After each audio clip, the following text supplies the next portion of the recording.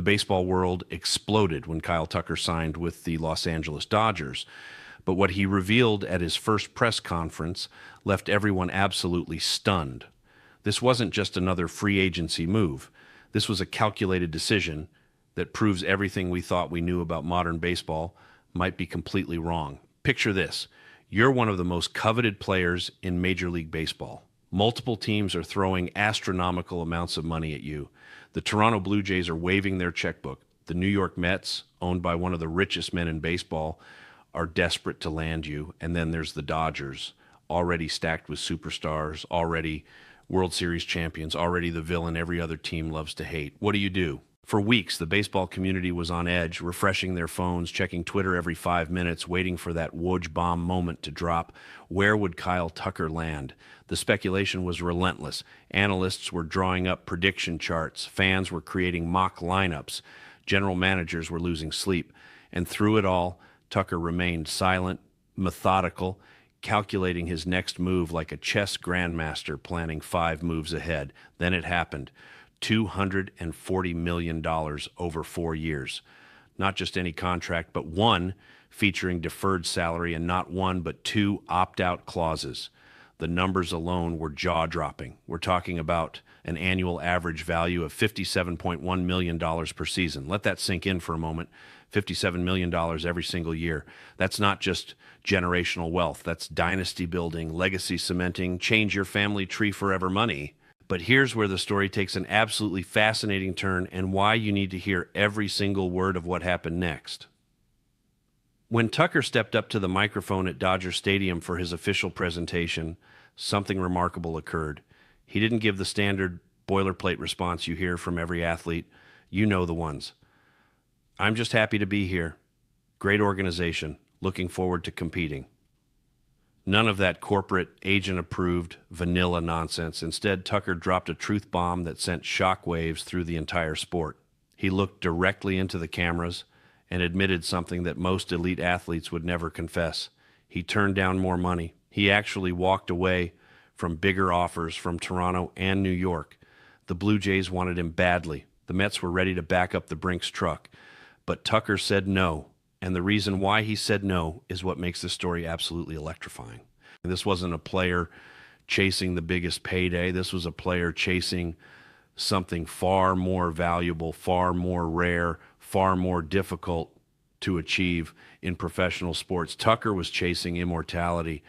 Think about what that means for a second. In an era where we've become cynical about athlete loyalty, where we assume everyone's just following the money trail, where free agency has turned into an auction house for human talent, here comes Kyle Tucker, completely flipping the script. He evaluated the complete picture, the organizational structure, the sporting moment, the championship window, and most critically, what it means to put on that Dodgers uniform right now at this exact inflection point in franchise history. During his press conference, Tucker spoke with a passion and clarity that was genuinely moving. He talked about the fans, about how they don't just show up to games, but actually embrace the team with a ferocity and dedication that's rare even in professional sports. He described the connection between Los Angeles and the Dodgers as something electric, something palpable, something you can actually feel when you step onto that field as an opponent. And that's the key detail here. Tucker had played against the Dodgers before. He'd stood in that batter's box at Dodger Stadium as an enemy. He'd felt the roar of 50,000 fans screaming against him. He'd experienced firsthand the weight and power of that blue jersey from the other side. And instead of being intimidated by it, he was drawn to it like a moth to a flame. But perhaps the most revealing moment of the entire presentation came when Tucker addressed something that might sound counterintuitive at first glance. He openly acknowledged that one of the primary reasons he chose the Dodgers was specifically because he wouldn't have to be the team's main star. Now, if you don't follow baseball closely, this might seem bizarre. Why would a player of Tucker's caliber, someone who could be the face of multiple franchises, deliberately choose a situation where he'd be sharing the spotlight with Shohei Ohtani, Freddie Freeman, and Mookie Betts? The answer reveals a level of basketball IQ and self-awareness that's frankly refreshing in today's ego-driven sports landscape. Tucker understands what many star players either don't grasp or refuse to accept. The baseball season is an absolute marathon, 162 games in the regular season alone, and that's before you even think about the playoffs. The physical grind is relentless. The mental pressure is suffocating. The spotlight never dims.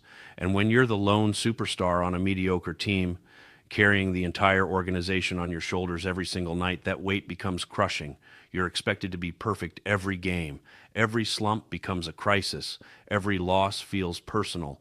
The media dissects your every move. The fans' hopes rise and fall with your batting average. But on a team like the Dodgers, where the pressure is distributed among multiple all-stars, where there's legitimate depth at every single position, where the roster is constructed like a finely tuned machine with redundancies and fail-safes built in, everything changes.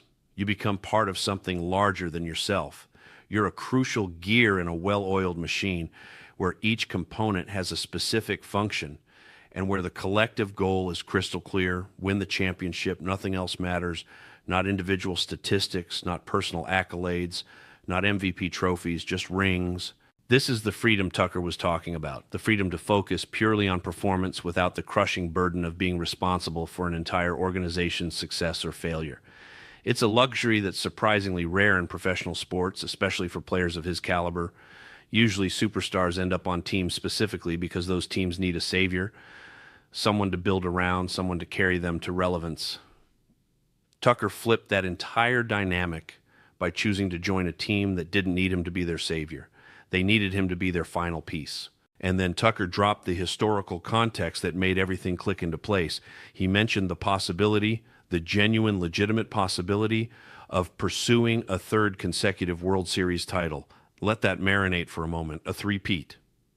In baseball, in the modern era, where parity has made dynasties nearly impossible. The last team to accomplish this feat was the New York Yankees between 1998 and 2000. We're talking about a quarter century ago. An entire generation of baseball fans has never witnessed a true dynasty. The chance to be part of that kind of history, to etch your name alongside the legends of the game, to be remembered not just as a great player, but as a champion who won when it mattered most. That transcends any amount of money. You can't buy that kind of legacy. You can't negotiate it into a contract. You have to earn it on the field, in the pressure cooker moments when everything is on the line. What the Dodgers have constructed isn't accidental or lucky. Their front office has demonstrated year after year a remarkable ability to identify elite talent, to create a winning culture that perpetuates itself, to build an organization that attracts the best players in the world, not because they pay the most, but because they win the most. Andrew Friedman and the entire baseball operations department have turned the Dodgers into the destination for players who care more about championships than statistics. Tucker isn't just another acquisition being added to the roster. He's a perfectly shaped puzzle piece, sliding into a spot that seems custom designed for his exact skill set. He complements what already exists. He raises the ceiling even higher for a team that was already the overwhelming favorite before pitchers and catchers even report to spring training. The fit is so natural, so obvious, so perfect that it almost feels inevitable in retrospect. Consider the clubhouse dynamics Tucker is walking into. He doesn't need to prove anything to anyone. Freeman knows who he is. Betts knows his value. Ohtani understands his impact. There's no jockeying for position, no alpha dog competition, no ego management required, just mutual respect among elite players who all share the same singular goal. This chemistry, this unspoken understanding, this collective focus doesn't show up in any advanced metric or statistical analysis, but it makes all the difference when the game is tied in the ninth inning, when you're facing elimination in Game 7, when each pitch carries the weight of an entire season. The deferred money aspect of Tucker's contract is fascinating too, because it signals something important about how he's thinking long term. Deferred salary helps the Dodgers maintain roster flexibility while still compensating Tucker at an elite level. It's a partnership approach rather than an adversarial negotiation. Tucker is essentially saying he trusts the organization to continue putting competitive teams around him, that he values sustainable success over immediate maximum cash flow.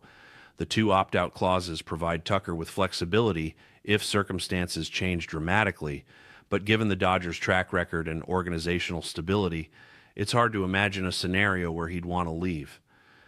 Those opt-outs are probably more about leverage and standard industry practice than actual intention to exercise them. What we're witnessing here is a masterclass in how to build a dynasty in modern baseball. The Dodgers aren't just buying talent, they're creating an ecosystem where winning becomes expected, where excellence is the baseline, where players want to be part of something historic. Tucker could have gone to Toronto and been their franchise savior. He could have gone to New York and commanded the biggest media market in sports. But he chose Los Angeles because he saw something those other situations couldn't offer, a legitimate shot at immortality. The baseball season hasn't even started yet, and the Dodgers already look unstoppable on paper. Adding Tucker to a lineup that already features Ohtani, Betts, and Freeman is almost unfair. The depth of that roster is staggering. The talent level at every position is elite. The pitching staff is deep and versatile. The bullpen has multiple weapons. The bench could start for most other teams. Everything about this roster construction screams championship caliber organization operating at peak efficiency. Tucker's decision also sends a message to the rest of baseball about what players truly value when they reach unrestricted free agency. Yes, money matters. Nobody's playing for free. But for elite players who've already secured generational wealth, other factors become equally or even more important. Organizational culture, winning tradition, championship opportunities, quality of life, roster construction, competent management. These intangibles make the difference when you're choosing where to spend the prime years of your career. The conspiracy theorists and cynics will say Tucker just wanted the easy path to a ring, that he's ring chasing, that he took the coward's way out by joining a super team. But that criticism misses the entire point. Tucker earned the right to choose his destination. He put in years of excellence to reach free agency, and when given the choice, he prioritized winning over everything else. That's not cowardice, that's clarity of purpose. What happens next will determine whether this gamble pays off for both Tucker and the Dodgers. Can they actually accomplish the three-peat? Can Tucker maintain his elite production in a loaded lineup where pitchers might pitch around him differently? Can the team handle the pressure of being overwhelming favorites? Can they avoid the injuries that derail even the best constructed rosters? These questions will be answered over the next several months as the season unfolds. But one thing is absolutely certain. Kyle Tucker made a statement with this signing that goes beyond baseball. He proved that elite athletes can still make decisions based on something other than maximum dollars. He showed that legacy and championships matter more than individual glory.